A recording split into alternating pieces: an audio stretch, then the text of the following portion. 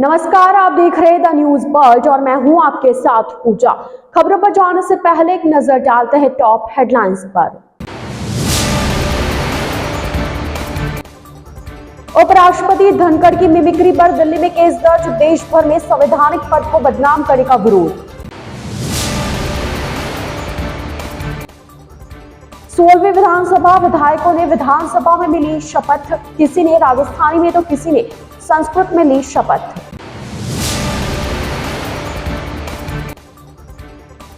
पोलो season परवान पर Indian army के एयर शो ने किया रोमांचित।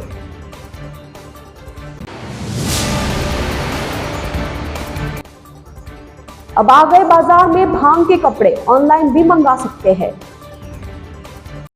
तो यह थी हेडलाइंस और अब खबरें विस्तार से।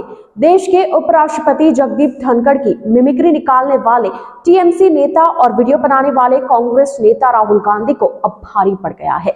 इसको लेकर दिल्ली में केस दर्ज होना बताया गया है। वहीं मिमिक्री को लेकर देश भर में संवैधानिक पद पर बैठे उपराष्ट्रपति को मखौल उड़ाने को लेकर विरोध प्रदर्शन हो रहे हैं। इसका असर जोधपुर में देखने को मिला है। यहाँ शहर में महिलाओं ने तो अपना विरोध जाहिर किया, साथ ही किसान जागरण मंच की तरफ से कांग्रेस नेता राहुल गांधी का पुतला दहन कर विरोध जताया गया। भारत के उपराष्ट्रपति और जाट समाज के नेता जगदीप धनखड़ को लेकर जोधपुर की महिलाओं ने चौपासनी हाउसिंग बोर्ड सेक्टर 10 में एकत्र होकर अपना विरोध जाहिर करते हुए इस पर सख्त कार्रवाई की मांग रखी। महिलाओं का कहना है कि उपराष्ट्रपति का पद संवैधानिक है और उनका मखौल मिमिक्री कर उड़ाया जा रहा है। संवैधानिक पद का मखौल या भारत के झंडे तिरंगे का अपमान दोनों ही बराबर है। इसके लिए संसद के बाहर संसदीय मंत्री द्वारा उपराष्ट्रपति की मिमिक्री कर मखौल उड़ाया गया। वहीं कांग्रेस के नेता राहुल गांधी ने हंसते हुए उनका वीडियो बनाया, जो कि संवैधानिक पद की गरिमा को ठेस अथवा अपमान के बराबर है। नमस्कार, हम सब यहाँ आज हमारे जो जाट समुदाय के जो नेता हमारे उपराष्ट्रपति जगदीप जी धनखड़ के साथ का जो मजाक संसद के सामने एक संसदीय नेता का जो अपमान किया गया ना, हम सब उसका विरोध करने के लिए यहाँ महिलाएं इकट्ठी हुई है। हम लोग कहना चाहते हैं कि ये जो राहुल गांधी इतना मजे में बिल्कुल फन में एकदम वीडियो बना रहे थे, क्या उनको अब ये समझ में नहीं आ रहा है कि ये उपराष्ट्रपति संवैधानिक पद है, तिरंगे का अपमान कोई कर सकता है? उसी तरह से उसी स्टेज पे हमारे राष्ट्रपति और उपराष्ट्रपति, पहले भी उन्होंने हमारी जो राष्ट्रपति है उनको राष्ट्रपति कहा था इन विपक्षी नेताओं ने। आज वो इससे पहले भी जगदीप जी धनखड़ का उन्होंने मजाक उड़ाया। आज वापस वो एक संसद के सामने इस तरह का मजाक जो बिल्कुल ही असहनीय है, शोभनीय है। किसी भी नेता के लिए छोड़ो, आम आदमी की भी इतनी हिम्मत नहीं होनी चाहिए कि एक राष्ट्रपति उपराष्ट्रपति के पद पे बैठे हुए लोगों का मजाक उड़ाया जा सके। ये मजाक उन्होंने एक नेता का नहीं उड़ाया, ये मजाक उन्होंने संवैधानिक पद का उड़ाया, ये मजाक उन्होंने भारत के संविधान का उड़ाया, ये मजाक उन्होंने जाट समुदाय का उड़ाया, ये मजाक उन्होंने ओबीसी समाज का उड़ाया। हम इसका घोर विरोध करते हैं और मैं अपने संसद से ये उम्मीद करती हूँ कि अगर फ्यूचर में भी कोई इस तरह का मजाक उड़ाता है, इतने बड़े पदों पर बैठे हुए लोगों का कोई मजाक उड़ाता है, तो उसका दंड उतना ही मिलना चाहिए जितना तिरंगे का अपमान करने का मिलता है। भारत इस तरह के नेताओं की वीडियो इंटरनेशनली वायरल होती है।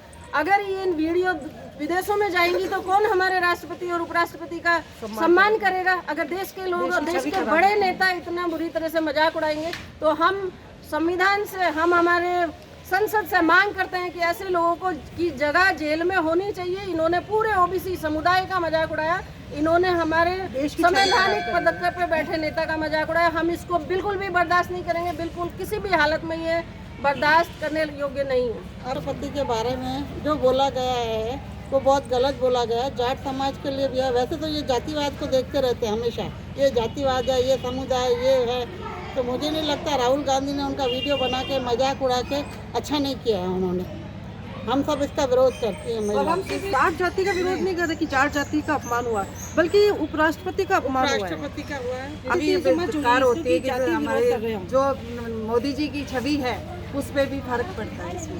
राष्ट्रपति उपराष्ट्रपति दोनों के बाद वो नजर आ रहा 70 साल का ये राज किया ना इन्होंने। ये सोच रहे हैं कि हमारी बापोती हो गई है, अब मोदी जी आ गए, इनका सबको हटा देंगे बापोती। उपराष्ट्रपति धनखड़ साहब की जो मिमिक्री बनाकर और उनका जो वीडियो बनाया है इस इंडिया गठबंधन के और राहुल गांधी जी ने, ये एक उनका खींच है, क्योंकि वो नहीं चाहते थे कि किसान का बेटा एक उच्च पद पर जाए। इसलिए कांग्रेस हमेशा से किसानों के खिलाफ रही है और किसानों के बेटों के खिलाफ रही है।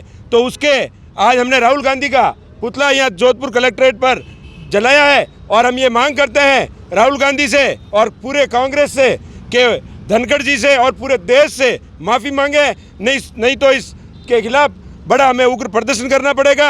और किसान कौम पूरी धनखड़ साहब और इस देश के साथ में है और कांग्रेस की और इन कांग्रेस के नेताओं ने जो कुकृत्य धनखड़ साहब से के साथ किया है, ये पूरे देश का अपमान किया है। हम ये सहन नहीं करेंगे। आपका नाम? अरविंद बर्रा। राजस्थान प्रदेश की 16वीं विधानसभा के गठन के बाद मंगलवार को विधायकों को आज विधानसभा में शपथ दिलवाई गई। कई विधायक पहली बार आज विधानसभा पहुंचे। पहली बार विधायक बने राज्य के मुख्यमंत्री भजनलाल शर्मा ने भी शपथ ग्रहण करी। इनके साथ ही अलग अलग क्षेत्रों से चुनकर आए विधायकों ने भी शपथ ग्रहण की। जोधपुर शहर विधानसभा क्षेत्र से अतुल भंसाली, सूरसागर विधानसभा क्षेत्र से पहली बार विधायक बनने के बाद आज विधानसभा पहुंचे। उन्होंने हिंदी में शपथ ली। वहीं शिव विधायक निर्दलीय रविंद्र सिंह भाटी ने पहले मारवाड़ी फिर हिंदी में शपथ ली। इसके अलावा विधायक यूनुस खान ने पहले संस्कृत फिर हिंदी में शपथ को ग्रहण किया। बता दें कि 16वीं विधानसभा का गठन हो चुका है। कई नेताओं को विभाग बांटे जाने हैं। मुख्यमंत्री और उप मुख्यमंत्रियों को राज्यपाल पहले ही शपथ दिलवा चुके हैं। संभवतः 1-2 दिन में मंत्रियों को विभाग दे दिया जाएगा ताकि वे जनहित कार्यों में लग जाए। प्रथम बार में 20 नेताओं को विभाग बांटे जाने की संभावना बनी है। मैं अतुल भंसाली, जो विधानसभा का सदस्य निर्वाचित हुआ हूँ, ईश्वर की शपथ लेता हूँ कि मैं विधि द्वारा स्थापित भारत के संविधान के प्रति सच्ची श्रद्धा और निष्ठा रखूँगा। मैं भारत की प्रभुता और अखंडता अक्षुण्ण रखूँगा तथा जिस पद को मैं ग्रहण करने वाला हूँ उसके कर्तव्यों का श्रद्धापूर्वक पालन करूँगा, निर्वहन करूँगा। जय श्री राम। मैं देवेंद्र जोशी, जो विधानसभा का सदस्य निर्वाचित हुआ हूँ, ईश्वर की शपथ लेता हूँ कि मैं विधि द्वारा स्थापित भारत के संविधान के प्रति सच्ची श्रद्धा और निष्ठा रखूँगा। मैं भारत की प्रभुता और अखंडता अक्षुण्ण रखूँगा तथा जिस पद को मैं ग्रहण करने वाला हूँ उसके कर्तव्यों का श्रद्धापूर्वक निर्वहन करूँगा। धन्यवाद। यूनिसेफ एवं द फ्यूचर सोसाइटी की नई पहल जेंडर सेंसिटिव राजस्थान का अगला सत्र आज जोधपुर में आयोजित किया गया। यह 1 दिवसीय प्रशिक्षण कार्यशाला आरटीडीसी होटल गुवर में आयोजित हुई। इसमें प्रिंट मीडिया से लेकर टीवी और डिजिटल के विभिन्न संस्थाओं में कार्य करने वाले मीडिया कर्मी शामिल हुए, जिन्हें वरिष्ठ जेंडर विषय विशेषज्ञ और शिक्षाविद नसीरुद्दीन ने ट्रेनिंग मॉड्यूल के जरिए प्रशिक्षण दिया। यूनिसेफ के संचार विशेषज्ञ अंकुश सिंह ने बताया कि इस प्रशिक्षण कार्यशाला का उद्देश्य मीडिया के माध्यम से समाज में लैंगिक असमानता को दूर करने का प्रयास करना है। कार्यशाला में महिला अधिकारों, महिला समानता आदि पर भी चर्चा की गई। कार्यशाला में महिलाओं के मुद्दे समाज के सामने रखे और ये सुनिश्चित किया कि इसमें पत्रकार कैसे सक्रिय भूमिका निभा सकते हैं। आज जोधपुर में यूनिसेफ और फ्यूचर के द्वारा एक मीडिया के लिए वर्कशॉप ऑर्गेनाइज़ की जा रही है, जहाँ कि हम उनके साथ चाइल्ड राइट्स और जेंडर के ऊपर बात करना चाहते हैं। ये दोनों चीज़ बच्चों की डेवलपमेंट के लिए बहुत ही ज़रूरी है। इसलिए हमने सोचा कि क्यों ना जितने स्टेट के मीडिया हैं उनके साथ एक वार्तालाप की जाए और उनसे समझा जाए कि कैसे मीडिया बच्चों के लिए और जेंडर आधारित जो एक सोसाइटी है उसकी स्थापना के लिए किस तरह से काम कर सकते हैं हम सब साथ मिलकर।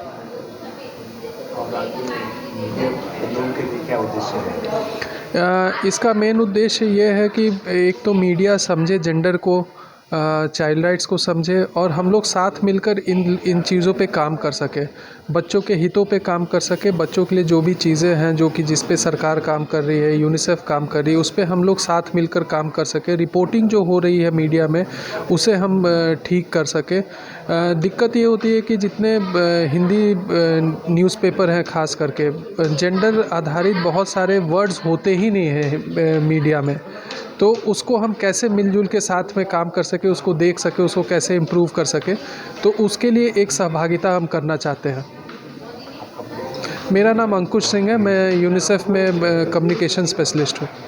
कमला नेहरू महिला महाविद्यालय में बुधवार को पर्यावरण विषय पर इंटर कॉलेज प्रदर्शनी का आयोजन किया गया। इंटर कॉलेज प्रदर्शनी में केएन कॉलेज सहित अलग अलग कॉलेजों की छात्राओं ने भाग लिया। उन्होंने प्रदर्शनी में अपने अपने मॉडलों का प्रदर्शन किया। इन मॉडलों के जरिए पर्यावरण संरक्षण का संदेश दिया गया।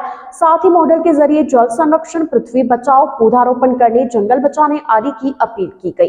अतिथियों ने इन मॉडलों का अवलोकन किया। इस अवसर पर केएन कॉलेज प्रभारी SN मीणा ने बताया कि इसके आयोजन के पीछे उद्देश्य यही है कि छात्राओं को पर्यावरण बचाव की जानकारी दी जाए, वे कितने जागरूक है या फिर वे किस तरह पर्यावरण को बचा सकते हैं। यहाँ पर आज 7-8 जोधपुर के गर्ल्स कॉलेज की लड़कियों को बुलाया गया, जो कि अपने अपने मॉडल के जरिए पर्यावरण बचाव का संदेश दे रही है। पर्यावरण सुरक्षा इनका टारगेट है।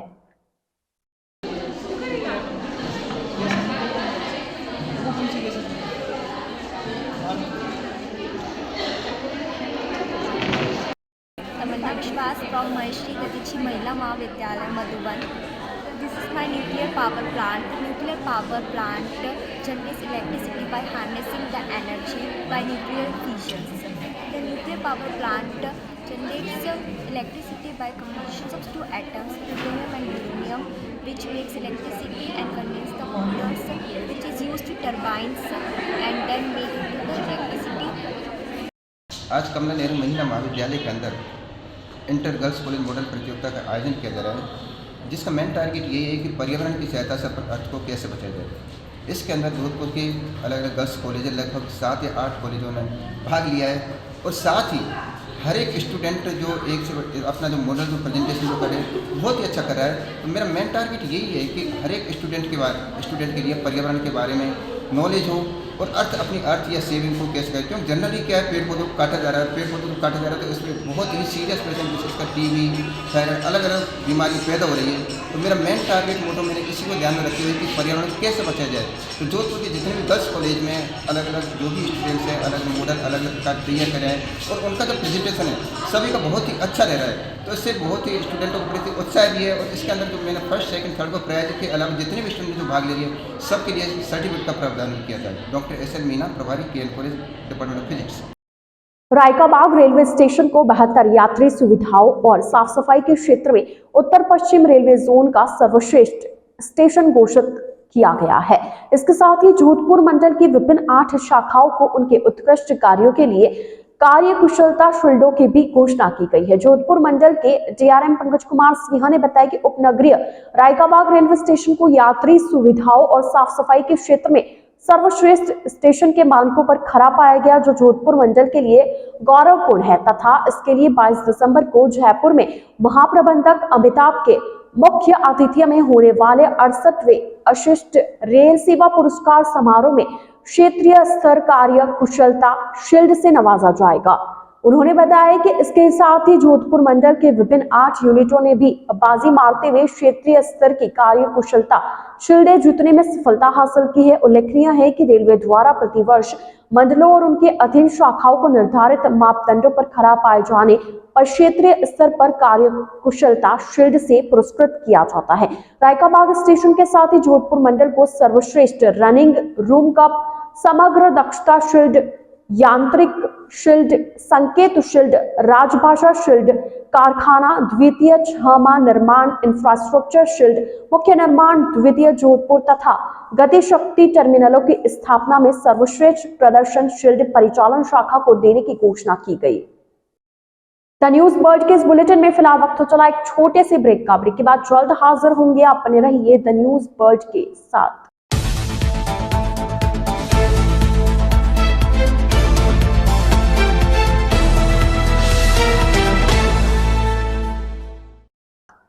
ब्रेक के बाद आपका स्वागत है।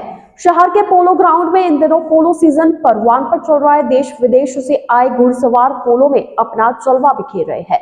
मंगलवार को पोलो सीजन के तहत इंडियन एयरफोर्स की तरफ से एक एयर शो का आयोजन रखा गया। इसमें लड़कों ने एयर शो से हर किसी को रोमांचित कर दिया। इंडियन एयरफोर्स के कई हेलीकॉप्टरों और लड़ाकू विमानों ने एक उड़ान भरी और फिर पोलो ग्राउंड के आसमान पर छा गए। विंग कमांडर RK मिश्रा के नेतृत्व में इंडियन आर्मी के जवानों ने हैरतअंगेज कारनामे दिखाए। हेलीकॉप्टरों और विमानों ने कई तरह के हैरतअंगेज कारनामे कर हर किसी को हतप्रभ कर दिया। आज के पोलो सीजन में कई टीमों के बीच मैच का आयोजन हुआ। भारतीय स्टेट बैंक प्रशासनिक कार्यालय जोधपुर की तरफ से बुधवार को कॉर्पोरेट सोशल रिस्पॉन्सिबिलिटी एक्टिविटी के तहत वरिष्ठ नागरिकों की सुविधा के लिए मंडोर उद्यान में जोधपुर विकास प्राधिकरण को गोल्फ कार्ट भेंट की गई। एक सादे कार्यक्रम में भारतीय स्टेट बैंक प्रशासनिक कार्यालय की तरफ से जेडीए के अधिकारियों को यह 6 गोल्फ कार सुपुर्द की गई। यह कार मंडोर उद्यान में आने वाले बुजुर्गों व दिव्यांगों की सेवार्थ भेंट की गई है। गोल्फ कार का संचालन मंडोर उद्यान में किया जाएगा। अब तक तो आपने सूत और धागों से बने कपड़े पहने और सिलवाए होंगे, मगर अब नशे की चीज से भी कपड़े बनने लगे हैं। जी हां, हम बात कर रहे हैं ऐसी नशीली चीज जिसका सेवन राजस्थान के कई शहरों में किया जाता है। यह है भांग। भांग एक ऐसी चीज है जिसके नशे से आदमी या तो हंसता रहता है या फिर रोता रहता है, मगर अब भांग से कपड़े आप पहने तो सुनने में कुछ अजीब लगता है, मगर यह सच है। जोधपुर में ऑनलाइन इसकी खरीद फरोख्त होती है।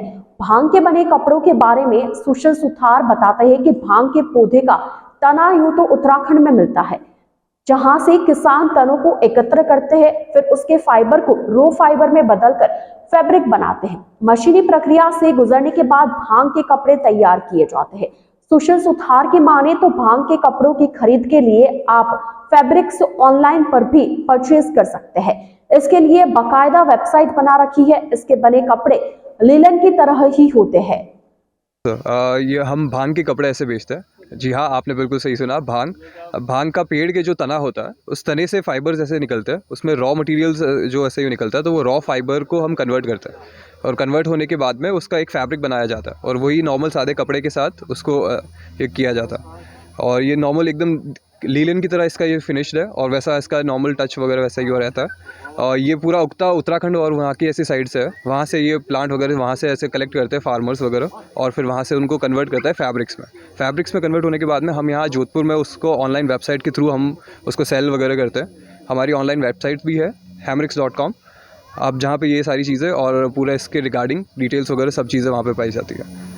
बलिदान दिवस पर मंगलवार को जालोरी गेट चौराहा पर हस्ताक्षर अभियान को संबोधित करते हुए जोधपुर शहर पूर्व विधायक मनीषा पवार ने कहा कि देश के लिए अपने प्राणों की आहुति देने वाले शहीद रामप्रसाद व अशफाक उल्लाह खां सांप्रदायिक सौहार्द की अपने आप में अनूठी मिसाल है। ऐसे क्रांतिकारियों के बलिदान से ही भारत देश अनेकता में एकता के लिए पहचाना जाता है। आर्यवीर दल जोधपुर के तत्वावधान में काकोरी कांड के शहीद रामप्रसाद बिस्मिल, अशफाक उल्लाह खान, ठाकुर रोशन सिंह, राजेंद्र लाहेड़ी के बलिदान दिवस पर हस्ताक्षर अभियान चलाकर श्रद्धांजलि दी गई। आर्यवीर दल राजस्थान के अधिष्ठाता भंवरलाल आर्य ने कहा कि रामप्रसाद बिस्मिल, अशफाक उल्लाह युवा क्रांति के अग्रज और सांप्रदायिक सद्भाव के प्रतीक रहे। अध्यक्ष चांदमल आर्य ने बताया कि शहीदों की याद में पोस्टर पर हस्ताक्षर कई युवाओं को आर्यवीर दल से जुड़ने की प्रेरणा दी गई। इस दौरान आर्यवीर दल व आर्य समाज से जुड़े युवाओं ने भारत माता की जय, रामप्रसाद बिस्मिल व अशफाक उल्लाह अमर रहे सहित अन्य जय घोष से माहौल गुंजायमान कर दिया। कार्यक्रम के दौरान सांप्रदायिक सद्भावना से आमजन को जोड़ने के लिए बैनर पर हस्ताक्षर कराए गए। इस अवसर पर वीर दल जोधपुर के अध्यक्ष हरि सिंह आर्य, महामंत्री जितेंद्र सिंह, कोषाध्यक्ष मदन गोपाल आर्य सहित बड़ी संख्या में युवा मौजूद रहे।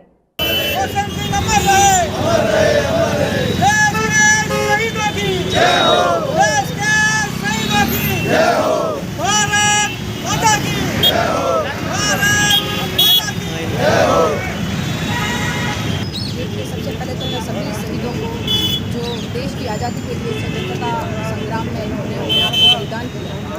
19 दिसंबर 1927 को ये बलिदान हुए और देश की स्वाधीनता के लिए, देश को स्वतंत्र कराने के लिए बलिदान हुए। हम इनको कोटि कोटि नमन करते हैं। वो जो शहीद हुए वो एक युवा थे जिन्होंने अपने जीवन में एक लक्ष्य दिया कि हमें देश को आज़ाद कराना है, जो अंग्रेजों से जो टकरावा था, और स्वतंत्र देश को करवाने के लिए। और आज की युवाओं के लिए प्रेरणा स्रोत है। इस तरह आज की सांप्रदायिक चाल तो युवाओं को आगे लोगों से प्रेरणा लेनी चाहिए और इन्हीं की तरह देश को सांप्रदायिक चाल को हटाने के लिए आगे आकर ऐसा कुछ कार्य करना चाहिए जिससे देश में सांप्रदायिकता हटे, प्रेम, प्यार, सद्भावना।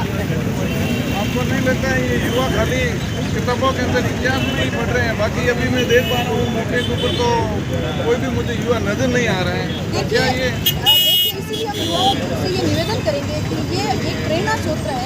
युवा वो चिंगारी है जो देश में ऐसी आग पैदा कर सकती है जो और कोई नहीं कर सकता। इसलिए मैं आपके इस चैनल के माध्यम से सभी युवाओं से आह्वान करती हूँ कि आप इस देश के लिए, जो देश को जिसने आज़ादी दिलाई, उनको एक प्रणाम करकर, एक नमन करकर, एक सिग्नेचर कर उनको श्रद्धांजलि दीजिए और एक उनकी प्रेरणा से आगे आने वाले देश में चुनौतियों का सामना करने की प्रेरणा दें।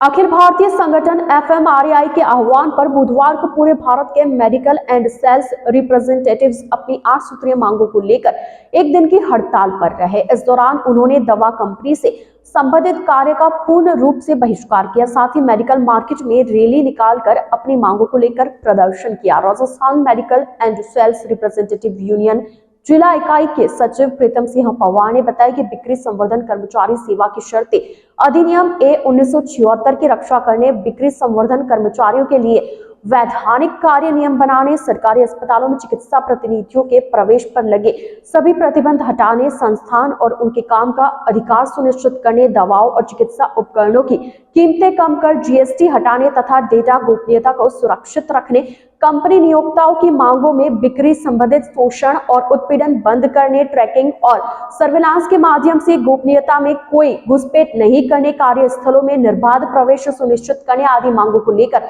आज एक दिवसीय हड़ताल की गई। हड़ताल के दौरान मेडिकल एंड सेल्स रिप्रेजेंटेटिव ने दवा कंपनी से संबंधित कोई कार्य नहीं किया। सभी मेडिकल एंड सेल्स रिप्रेजेंटेटिव ने आज अपनी मांगों को लेकर मेडिकल मार्केट में रैली निकालकर प्रदर्शन भी किया। उन्होंने बताया कि उनकी मांगों का समाधान नहीं हुआ तो आंदोलन को और तेज किया जाएगा।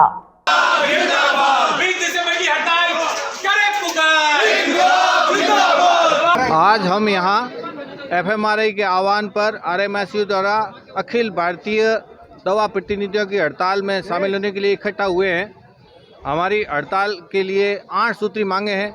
मुख्य मांगे जो केंद्र सरकार से है वो बिक्री संवर्धन कर्मचारी सेवा की शर्तें अधिनियम 1976 की रक्षा के हेतु है। बिक्री संवर्धन कर्मचारियों के लिए वैधानिक कार्य नियम बनाए जाने की हमारी मांग है। इसके अलावा सरकारी अस्पतालों में चिकित्सा प्रतिनिधियों के प्रवेश पर लगे सभी प्रतिबंध हटाए जाए, ये भी हम राज्य सरकार और केंद्र सरकार से मांग करते हैं। इसके अलावा संस्थान और उनके काम के अधिकार सुनिश्चित करने को लेकर हमारी मुख्य मांग है केंद्र सरकार से। दवाओं और चिकित्सा उपकरणों की कीमतें कम करने और उन पर 0 GST लागू करने को लेकर हम सरकार से मांग कर रहे हैं। डेटा गोपनीयता की सुरक्षा के लिए बहुत ज़रूरी है कि सरकार कोई कानून लेके आए। आजकल कंपनियां इलेक्ट्रिक गजेट के द्वारा हमारी निजी समय पर भी अब निगरानी रख रही है और वर्किंग के दौरान डॉक्टर के चैम्बर्स में भी उन गैजेट्स के द्वारा निगरानी की जाती है, जो कि डॉक्टर की गोपनीयता और निजता का भी हनन है। तो इसको तुरंत बंद करने की हमारी मांग है। इसके अलावा जो हम नियोक्ताओं के से भी कुछ मांग करते हैं कि सेल्स को लेके जो उत्पीड़न किया जाता है सेल्स रिप्रेजेंटेटिव का, वो तुरंत बंद किया जाए। कार्यस्थल पर निर्बाध प्रवेश सुनिश्चित कराएं। इन सब मांगों को लेकर आज 20 सितंबर को हम पूरे भारत में, 20 दिसंबर को पूरे भारत में और जोधपुर यूनिट के 2000 दवा प्रतिनिधि और साथ ही हमारे जोधपुर यूनिट की संलग्न इकाई बाड़मेर सब यूनिट और जालोर सब यूनिट में भी पूरी तरह से हड़ताल पर रहकर सरकार से इन 8 सूत्री मांगों को तुरंत लागू करने का मांग करते हैं। मैं जोधपुर यूनिट में CSC कन्वीनर और FMRI का जनरल काउंसिल मेंबर होने के नाते आपको हड़ताल की इन मांगों के बारे में बता रहा हूं। आइए चलते चलते एक बार फिर नजर डालते हैं आज की टॉप हेडलाइंस पर। उपराष्ट्रपति धनखड़ की मिमिक्री पर दिल्ली में केस दर्ज, देश भर में संवैधानिक पद को बदनाम करने का विरोध। 16वीं विधानसभा विधायकों ने विधानसभा में ली शपथ, किसी ने राजस्थानी में तो किसी ने संस्कृत में ली शपथ।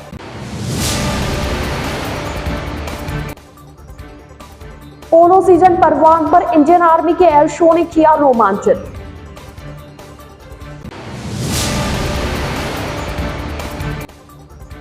अब आ गए बाजार में भांग के कपड़े, ऑनलाइन भी मंगा सकते हैं। तो आज के इस बुलेटिन में फिलहाल के लिए इतना ही। अब दीजिए इजाजत पूजा को और आप बने रहिए द न्यूज वर्ल्ड के साथ। नमस्कार।